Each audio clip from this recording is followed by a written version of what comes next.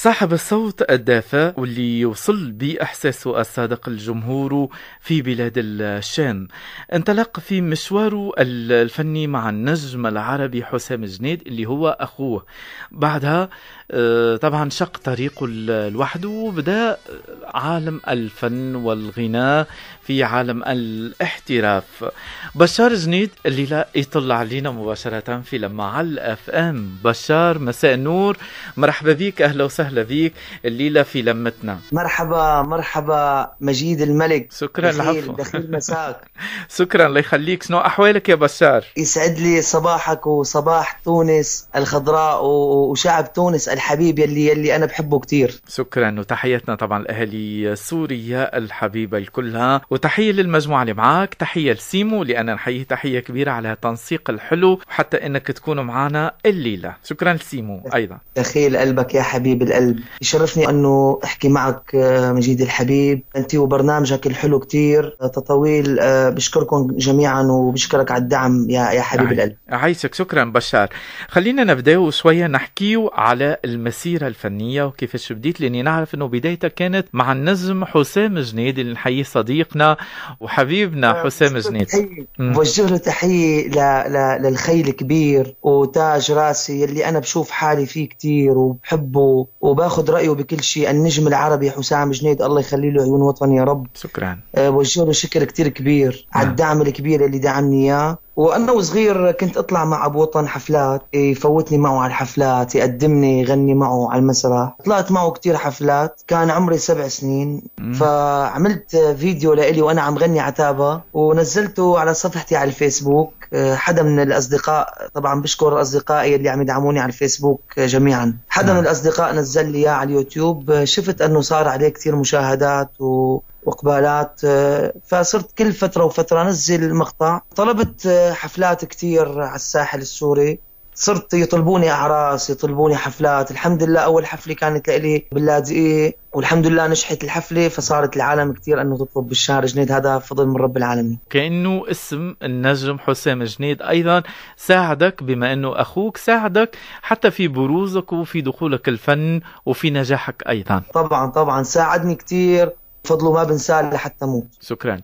نحكيه شوية أيضا على الإنتاجات الجديدة. أنا سمعت أنه فما أغنية جديدة تحضر فيها الفترة هذه، صحيح؟ ايه ان شاء الله، هلا قريبا حتسمعوها بعنوان يم بالقلب اليهودي من كلمات الشاعر مجد سليمان وتوزيع حمزي اسعد. بوجه لهم شكر كثير كبير. شكرا. تحب نسمعوها لايف؟ اسا نعطوهم سكوب الليله، خلينا نسمعوها لايف. هي حيسمعوها من عندك يا كبير، حصريا حتكون على تطوين. شكرا، الله يخليك. نسمع الليله لايف من عندك، لانه ما فماش احلى من اللايف المباشر مع الجمهور ومع المستمعين الليله. ايه يما القلب اليهودي دبلوعها هجري ورودي، اعطيني ايدك لايدي واعطيني خدودك لخدودي، حنين انا عغيابك يا ويلي مشتاق لشمة يابك، عمري كله لحسابي بس كوني معي ودودي.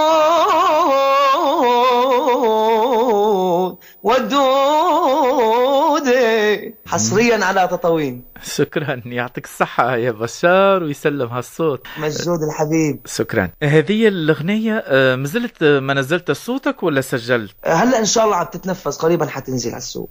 نعم، يعني ممكن نتفاجأ بها جمهورك قبل رأس السنة إن شاء الله. إن شاء الله يا رب بإذن الله. توا نعرف إنه الأغاني وخاصة الإنتاجات بالنسبة للفنانين عموما في سوريا أو على مستوى الوطن العربي في انعدام شركات الإنتاج، يعني ما فماش منتج، ما فماش شركة إنتاج. الإنتاج هذا كله على حسابك الخاص، وقت اللي تنتج أغنية بشار كله يعني من عندك، كله من رصيد على حسابي الخاص. أي لكن ما هو الواحد يتعب، أغنية 2 3 بعدها يتعب الواحد. لكان بهذا المجال أستاذ مجيد بدك تحط 10 لحتى تاكل 20، يعني مو إنه ما بدك تحط وبدك تاكل هيك، عرفت؟ تعمل أغنية بتنجح معك، بيغلى سعر الفنان بالحفلات، بصير يعني بينتج من جيبته المطرب. عرفت؟ نعم هذا هو. نحن بسوريا ما عندنا شركات إنتاج. نعم. بشار، وينو سيمو؟ سيمو صوته هادئ الليلة ما موجود. سيمو حدي أنا ما فيني بلا. سلم عليه، سلم عليه، سلم عليه، صاحب اللمسات السحرية. دخيل قلبك يا أستاذ مجيد، يسعد لي مساك. أهلا وسهلا، مساء النور، شنو أحوالك؟ يسعد لي مساك يا حبيبي، دخيل ربك. شكرا الله يخليك. شكرا الله يخليك. الليلة مريحين يعني، ما عندكم الشغل الليلة ولا فما؟ لا والله مريحين هذا الأسبوع، لأنه عندنا شوية شغل بالاستديو. إن شاء الله إن شاء الله. سيمو نسأل، فما عزف الليلة ولا ما ثماش، ولا غناء فقط لايف بدون موسيقى؟ من سمعك. ايه يلا سمعونا، نحبوا نسمع حاجة، خلنا نتحركوا شوي. يا قلبي شبيك، نسمع لأبو وطن. يلا أبو وطن الملك.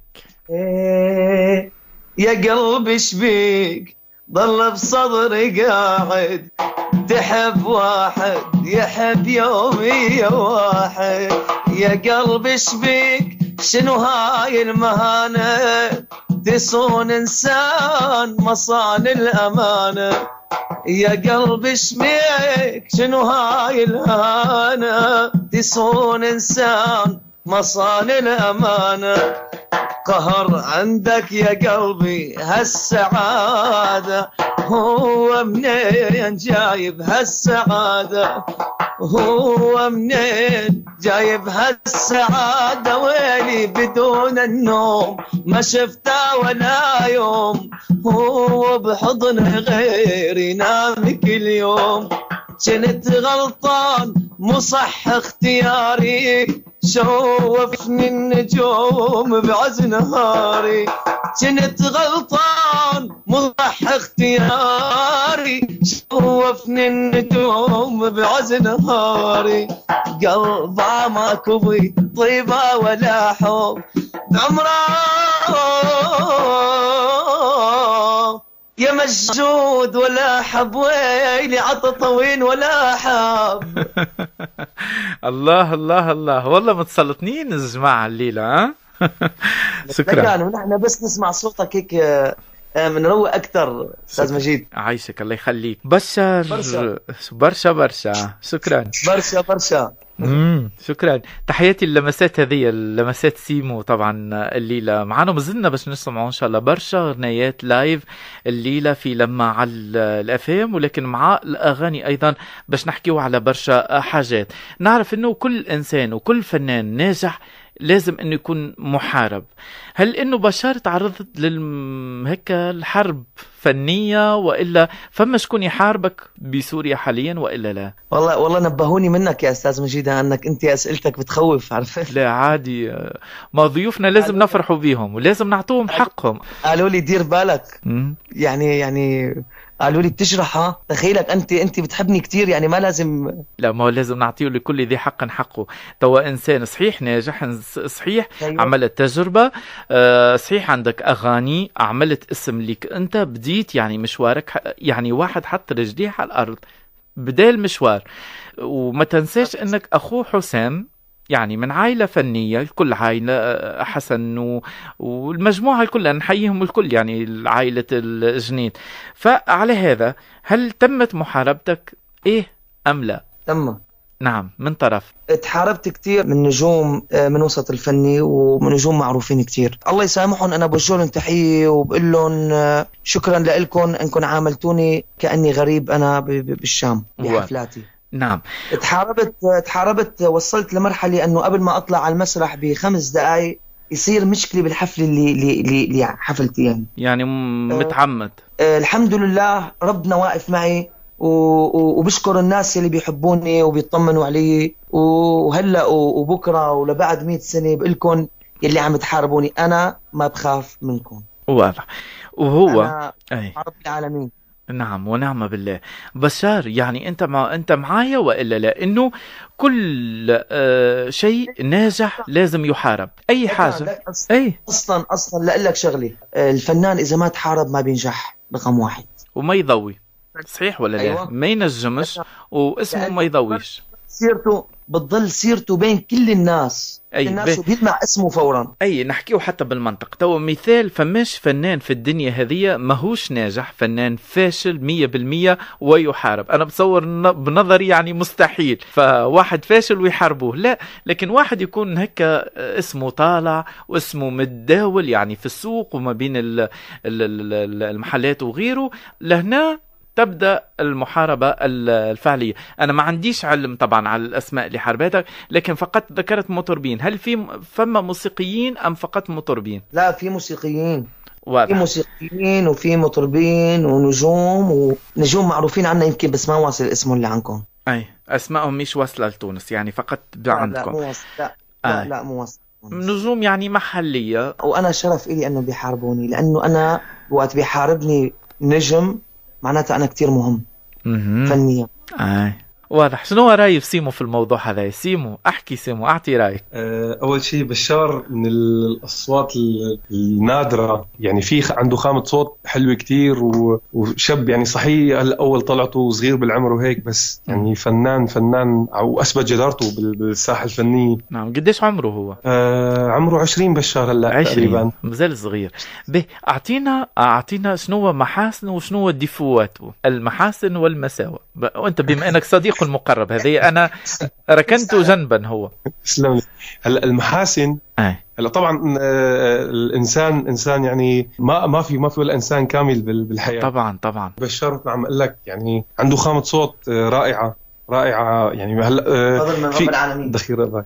هلا في عالم كتير فنانين ما عندهم هاي الخامه يعني، بس عم يوصلوا وعم يعملوا اسم وعم يشتغلوا، بس يعني بشار عنده خامه حلوه وعم يشتغل صح، في عنده إدارة حلوة عم تشتغل له، في عنده عالم طبعا. أستاذ حسام جنيد كمان نوجه له تحية، عم يدعمه ماديا فنيا، موجود معه دائما على الساحة الفنية، يعني عم يكبر له باسمه. يعني ما بعرف شو بدي اقول لك. يعني عنده شيء حلو بشار. والحاجات الغير حلوه نفسه الجانب الثاني الغير حلوه. هلا انا ما شفت شيء لسه من هي عصبي نوعا ما، مزاجي كيفاش ممكن تشوفه؟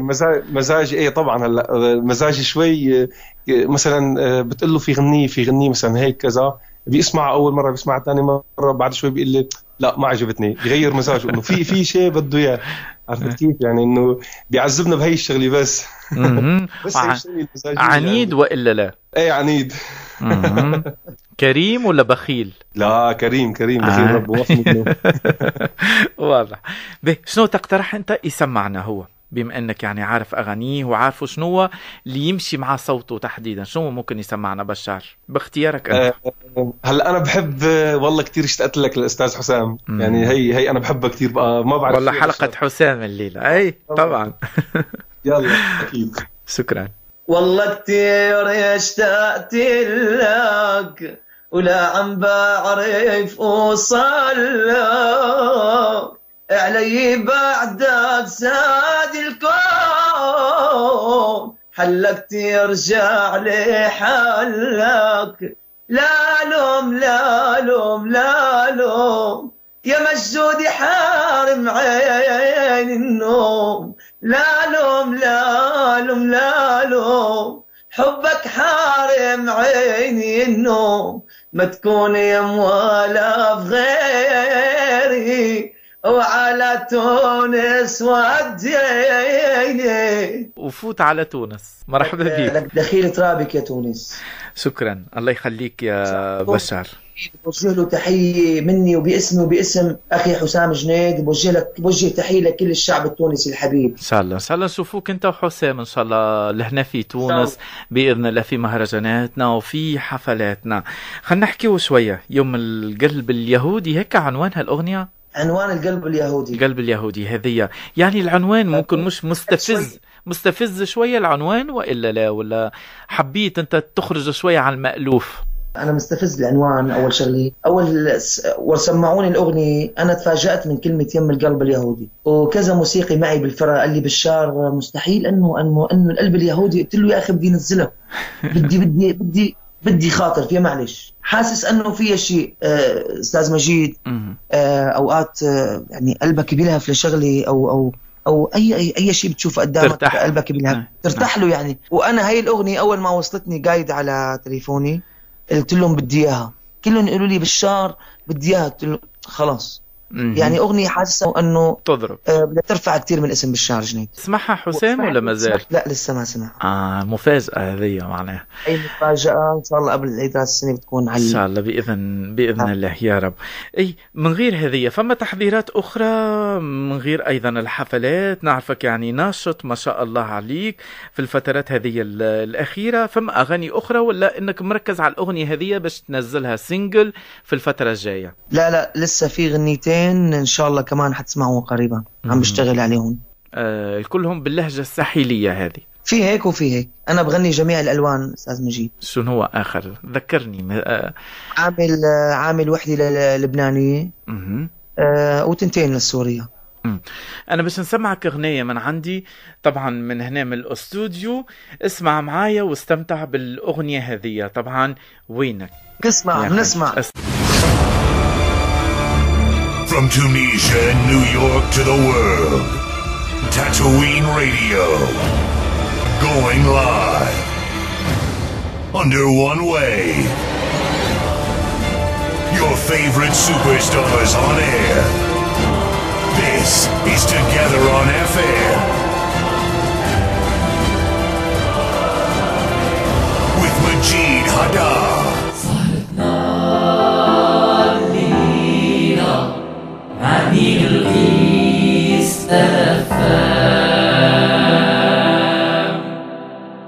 منتصف الليل والنصف. كنا نسمع بشار جنيد في الأغنية من شوية وينك يا خيي، والفريق كامل اللي موجودين طبعا في الإذاعة هنا في إذاعة تطاوين أشادوا بصوتك. بصراحة الصوت جميل جميل جميل أني ننقلها على الهواء مباشرة كما سمعتها حاليا في الكواليس.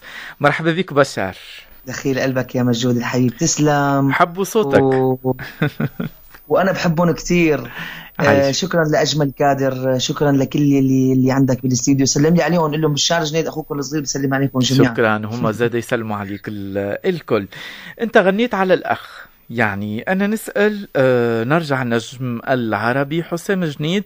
ذكرت أنه فما دعم، هل أنه دعم هذايا دعم يعني فما شكون اللي دعم أعلاميا، فما شكون زاد اللي دعم بالفلوس، لأن الفلوس المال قوام الأعمال، مساعدات مالية، فما اللي شكون اللي دعم أيضا حتى معنويا بالكلام وأنه يقف معاك وكذا. نعرف أنه حسام يعني بالمصري جدع. أستاذ مجيد، حسام دعمني إعلاميا. جميل. أنا على اسم حسام قدرت أني وصل صوتي لكتير ناس، وقدرت أني وصل صوتي بسرعة لبرا. حسام لسه ما احتجته ماديا، نعم. بس وقت احتاجه أكيد ما حيقول لي لا. جميل. وشو بدي حاضر عند أبو وطن، الله يخلي لي يا رب. بس لسه ماديا ما احتجته. نعم. الحمد لله أموري كتير تمام وماديا، والحمد لله كتير. الحمد لله. إن شاء الله ربي يزيدك يا أخويا. دخيل قلبك. شكرا يا عايشة. الليلة باش نستمتع معك غناء لايف، لكن باش نرجع شوية أيضا لبعض المواضيع المهمة.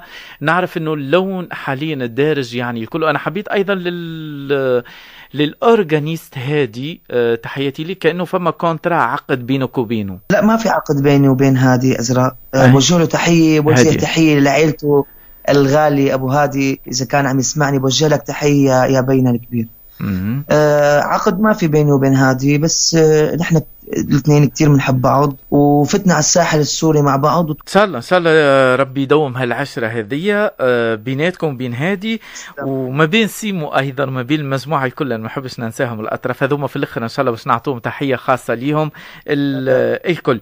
اسمح لي اتشكر إدارة أعمالي الحبيب يلي تعب معي كتير بهالمجال وساعدني كتير كمان. مرهف كرم بوجه له تحية وبقول له شكرا يا أخي الحبيب، وإن شاء الله يا رب عم نكبر سوا. تحياتي المرهف، تحياتنا ليه، ومساء النور عليه الليلة، ويعطيه الصحة أيضا على الوقفة اللي يوقفها مع بشار. بشار، هذا اللون الموسيقي، هذا اللون الغنائي طبعا الدارج، اللون الساحلي اللي حاليا معروف يعني حتى على مستوى الوطن العربي، وانت انتهجته يعني بطريقة ما ببعض الأغاني الأخرى، وانت أيضا يتطلب منك أيضا في حفلاتك المواويل وتتسلطن ايضا على المسرح. انا شفتك انت وابو وطن مره مع بعضكم الاثنين عاملين مواويل مع بعضكم، حبيت هاللقطه هذه، حبيتها جدا بين اخوين، يعني واحد نجم كبير، واحد صحيح مازال في بدايته والكل، لكن واخذ بايدك ولمسه حلوه، لمسه حلوه من فنان انيق وفنان جميل. انا رح خبرك استاذ مجيد، رح خبرك خبريه كتير حلوه، وخبر مستمعينا اليوم انه عم نشتغل على اغنيه ديو انا وابو وطن، وان شاء الله حتنال اعجابكم جميعا. سكوب حصريا هذا الخبر حصريا. نزيدوا ايه شكرا، نزيدوا نكشفوا شويه على التفاصيل ولا يكفي؟ ما فيني. خلي حسام بلكش الاسابيع الجايه يكون معنا حسام يعطينا التفاصيل اكثر على الاغنيه هذه. ما فهم حتى مشكل. اوكي، من وين تقصير؟ من وين؟ نحن عنا ضعف بالاعلام بسوريا. الإعلام يختلف، يعني هل هو الإعلام المرئي السمعي وإلا الإعلام المكتوب؟ مثال فما جرايد، فما مجلات، فما إذاعات، فما تلفزات. من تلفزيون واضح يا بشار، يعني أنت تحس أنه فما تقصير شوية، ممكن صحيح بعض التلفزات وبعض قامت بواجبها، لكن الجانب الثاني مازال شوية لم يعطي هاللفتة الكريمة البشار جنيد. نرجع اللايف معكم الليلة، وبعدها باش نرجع شوية لبعض الأسئلة السريعة مع بشار وسيمو. شنو تقترحوا علينا؟ إذا من اقتراح بشار ولا سيمو؟ وين مسافر؟ وين مسافر؟ وين؟ يلا سمعنا سيمو. سافرين على سيمو. تونس، على تونس. خرب تونس. شكرا شكرا. وين مسافر وين يا حبيبي يا غالي، نشف الدموع العين ومغير حوالي. وين مسافر وين يا حبيبي يا غالي، نشف الدموع العين ومغير حوالي. تترك لي روحك المعلقة بروحي، يهجرني قلبك كانت بيك جروحي. تترك لي روحك المعلقة بروحي، يهجرني قلبك كانت بيك جروحي. وين وين وين يا محبوبي، وين عايش بلا روح واني بلا روح، يذبحني حد السيف ظلم وحزن وجروح. لا يا غالي قلبي مو ناسيك، مشتاق اشوفك مشتاق احاكيك. لا لا مجهودي، لا لا لا لا لا لا لا. وين مسافر وين؟ يا عيني والله باين متسلطنين الاثنين، بشار وسيمو الليلة. على كيفك لكن على كيفك. تناغم بيناتكم ما شاء الله. نرجع شوية لبعض الأسئلة اللي مطلوب منك طبعا إجابة. بشار جنيد، يعني من الألوان أنت أكدت أنك تغني اللون السوري، هل أنه تعرض عليك لون آخر، مثل لون خليجي، عراقي، مغاربي، تونسي، لبناني، الكل، وإلا ما زالت هالمشاريع كلها مؤجلة؟ أنا فيني غنيون، بس أنا ما عندي يعني بهالقوة أنه جيب الخليجي. هو أنا بغني عراقي صح، بغني جميع الألوان، أما الخليجي المصري ما تقربني عليهم. تونسي كمان صعب شوي. شوي الواحد يتعلم برشا. به وواضح. بالنسبة لك أنت يعني حفلاتك كلها، يعني حتى ولو نرجع شوية للبحث اللي أنا عملته، حفلاتك كلها بسوريا، هل أنه فما فكرة حفلات خارج سوريا، لبنان، الأردن، تونس، المغرب، غيرها، دبي، غيرها، وإلا مازال؟ أستاذ مجيد، أنا هلأ عم فكر أني عمر اسمي ببلدي، تكبر في بلادك، أسس هون، بيكبر اسمي ببلدي. بيصيروا بيطلبوني هني لبرا. ما أنا أنه يعني ما بدي فوت ضعيف لبرا، بدي فوت قوي. مع أنه اسمي حلو بلبنان، إلي جمهور بالسويد، إلي جمهور وين الحمد لله من فضل رب العالمين اللي بيسمعوني وبيحبوني كتير. بس أنا بدي فوت قوي لعندهم، ما بدي فوت ضعيف. خليني أطلع على درجة، ما بدي أصير فورا فوق آخر درجة. واضح. بعض الفنانين يعانوا من ممكن نقص المادة، ما عندهمش فلوس حتى يعملوا أعمال وأغاني، لكن أنت وضعك يختلف، يعني وضعك المادي مرتاح الحمد لله، مستورة والحمد لله، قادر الله. أنك تنتج. هذايا يتحسب يعني نقطة إيجابية في حياتك وفي شغلك وفي عملك. لكن النقطة الثانية أنه فكرتش يعني ما بعد إنتاج الأغنية، لأن لازمها الأغنية أيضا تنزل إلى السوق، لازمها أيضا إذاعات، لازمها بروموات، لازمها أيضا دعايات إعلامية كبيرة، لازم أيضا فيديو كليب. فكرتش في الفيديو كليب اللي تحب له ميزانية لوحده؟ هلا ان شاء الله على هاي الاغنيه الجديده يم القلب اليهودي، كل اللي ذكرته ان شاء الله حتكون موجوده فيه، يعني عامل لها وعم فكر اني ان شاء الله اذا شفت عليها هيك متابعات وحبوها الناس فورا بدي اصورها. نعم واضح. يعني نستنوا ممكن فيديو كليب حصريا، هذا سكوب الثاني الليله نسمه من عند بشار. نخرج شوية تو من الفن وما يشبه الفن، خلينا شوية بشار، نرجع شوية للأرض، الإنسان العادي، العلاقات العائلية، والكل نعرف أنتم عائلة يعني ما شاء الله تبارك الرحمن متكونة، كلهم فنانين أستاذ مجيد، كلهم فنانين وحاسبين أورك. اي نعرف. فما خالد تقريبا، خالد اللي بلبنان. بوصل له تحية لخي خالد جنيد وبقول له يسعد صباحك يا حبيب القلب. شكرا، تحياتنا ليهم الكلهم، أنا نحبوهم محبة صافية يعني ليهم الكل عائلة جنيد. العلاقات الأسرية مهمة جدا، نحسكم انتم مترابطين مع بعضكم، ايد واحدة الكل، فما محبة صادقة. طبعا نحن بنحب بعض كتير ومترابطين ببعض كتير. نعم الحمد لله، هذا فضل من رب العالمين، والله يديم المحبة بيناتنا وما يفرقنا عن بعض إن شاء الله يا رب. إن شاء الله. بشار، مازلت صغيرة، 20 عام عمرك وربي يطول في عمرك، وقت اللي كنت صغير كنت مشاغب ولا عاقل؟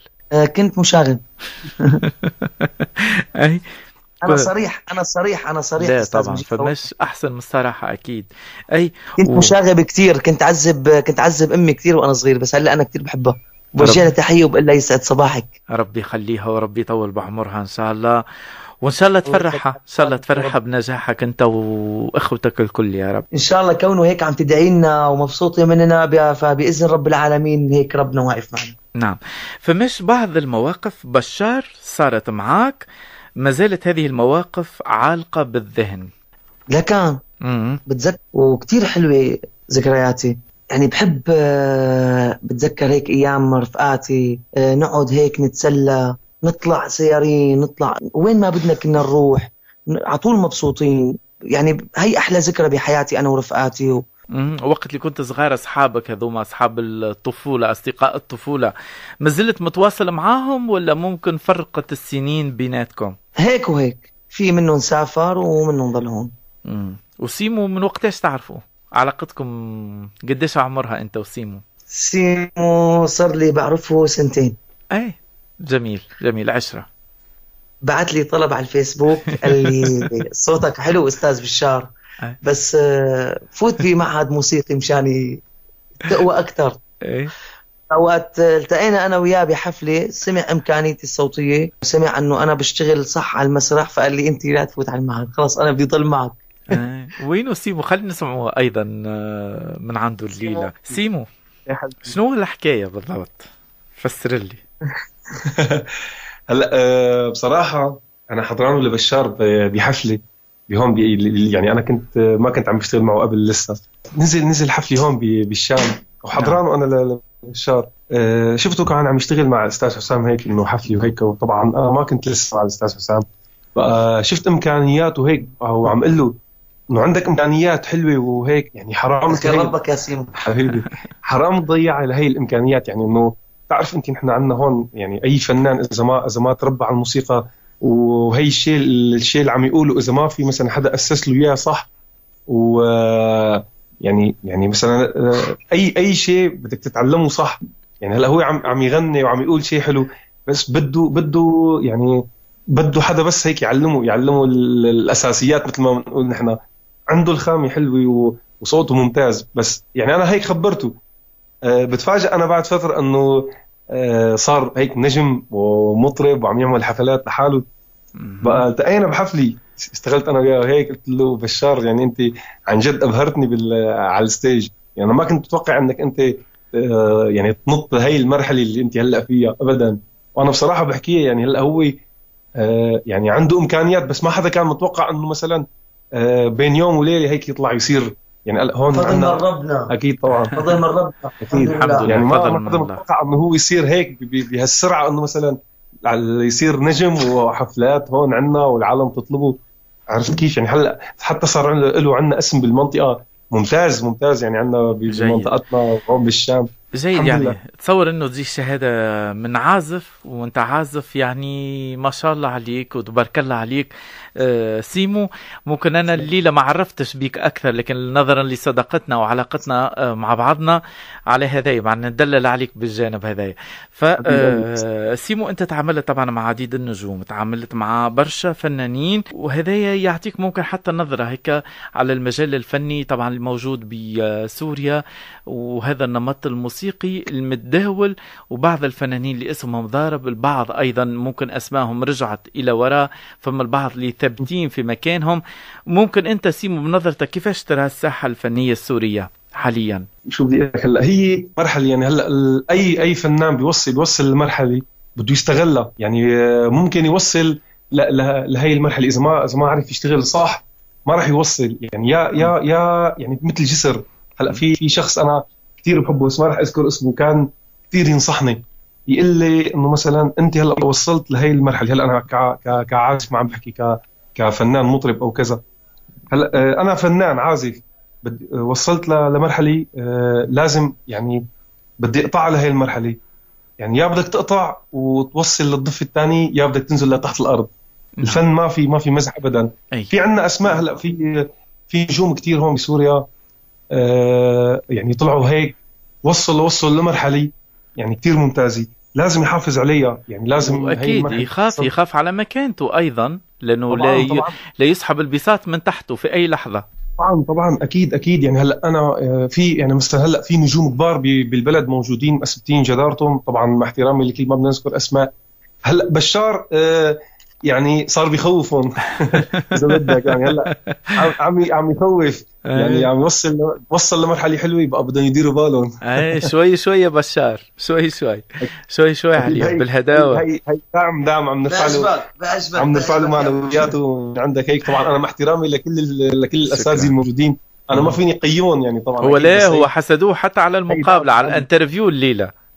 اكيد هذا دعم لبشار. يعني طبعا انا مصلحه. شوف سيمو انا ليلى نذكر لك حاجه، انه انا نآمن بكل ما هو مبدع في مجاله. شوف، صحيح طلعوا معانا نجوم كبار ومطربين على مستوى الوطن العربي والعالم، الكل مطربين كبار، لكن ايضا نآمن لانه هذوما نجوم الغد، هذوما الفنانين اللي باش يكونوا فنانين كبار على مستوى السنوات القادمه. يعني ما فيها بأس انه ناخذ المطربين الكبار، وناخذ ايضا المطربين المبتدئين، ناخذ ايضا الناس اللي عندها ثقه في صوتها وفي امكانياتها الفنيه. انا فنان كبير صغير ما عنديش فرق، لكن عندي فرق فقط في الجوده وفي الكواليتي فقط. هي لهنا طبعا اكيد. يعني هلا ممكن يكون له مثلا 5 سنين بالساحه الفنيه، وعم يغني وعم يشتغل شيء كتير حلو كذا، وعم يكبر. بيجي مثلا هلا مثل بشار له شهر، له مثلا هلا شهر او شهرين او 3، يعني يعتبر مثلا فات بهالمجال وعم يغني لحاله، يعني عمل شيء حلو. يعني عرفت كيف؟ يعني ما دخل، بس طبعا هي بتفرق معه الخبره، لانه هو كان عم يشتغل مع نجم كبير، مكتسب خبرته. يعني كان سواء على المسرح او فنيا. يعني عرفت كيف الفكره؟ يعني عم يكتسب هي الخبره، عم ياخذها منه. يخوف. حلوة هذه عجبته، وتسلطن عليها كلمة يخوف، هيك نتصور. عم يضحك. طبعا، والوقت والله يمر معكم بسرعة. باش نرجع باش نسمع منه حاجة أخيرة تقريبا في 3 دقائق ما زالوا عندنا تقريبا على الهواء الليلة في لما على الأفام. شو نسمعوا من عندكم؟ بشار وسيمو مباشرة ليلة من سوريا. يا ويلي يا ويلي يا ويلي يا ويلي يا ويلي سفرهم طال